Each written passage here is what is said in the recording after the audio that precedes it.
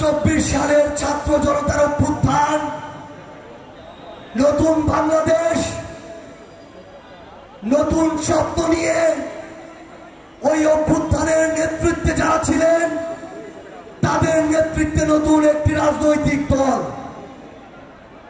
জুলাইয়ের 1 বছর হয়ে গিয়েছে, নতুন জুলাই এসেছে, আমাদের আশা আকাঙ্ক্ষা পূরণ হয়নি।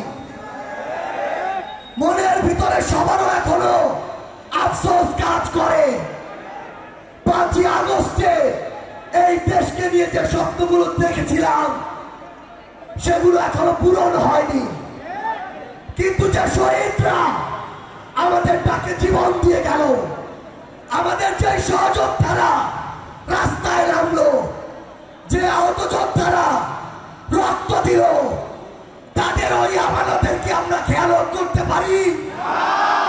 তাই যতদিন না বাংলাদেশের এই ছাত্র জনতা মনে হচ্ছে যে 24-এর অভ্যুত্থানে আমাদের দেখা স্বপ্নগুলো এখন অনেকটা পূরণ হয়েছে, ততদিন পর্যন্ত আমাদের এই জুলাই চলবে, ততদিন পর্যন্ত আমাদের এই লড়াই চলবে। এই উদ্দেশ্যে জাতীয় নাগরিক পার্টি এনসিপি 1 মাসে বাংলাদেশের ইতিহাসে প্রথমবারের মতো 64টি জেলায় আমরা যাচ্ছি।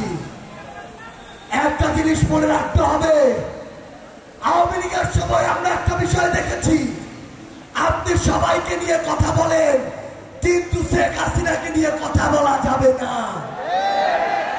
শেখ হাসিনা ছিল ফেরেশতাদের উপরে আরো বড় ফেরেশতা। ঠিক এই কারণে এই শেখ হাসিনা ফেরেশতা থেকে ফেরাউন, ফেরাউন থেকে স্বৈরাচার হয়ে উঠেছে। আগামীর বাংলাদেশে যত বড় দল হোক, যত বড় নেতা হোক, যত বড় নেত্রী হোক, কাউকে এই প্রশ্নের ঊর্ধ্বে রাখা হবে না। বাংলাদেশের প্রশাসন ক্যাডার থেকে পুলিশ ক্যাডার, ডিসি থেকে এসপি, ওসি থেকে ইউএনও, সবাইকে একটা কথা স্পষ্ট করে বলে রাখি, যদি আপনি জেলা উপজেলার ডিসি এসপি হয়ে উঠতে পারেন, ওসি ইউএনও হয়ে উঠতে পারেন, তাহলে ভালো। যদি আপনি কোন দলের হয়ে উঠেন তাহলে আওয়ামী লীগের সময়ের কথা মনে করুন, আপনার পরিণতি ওই একই রকম হবে। বাংলাদেশে দলের আপনাদের একটি আহ্বান জানাই, এই বাংলাদেশে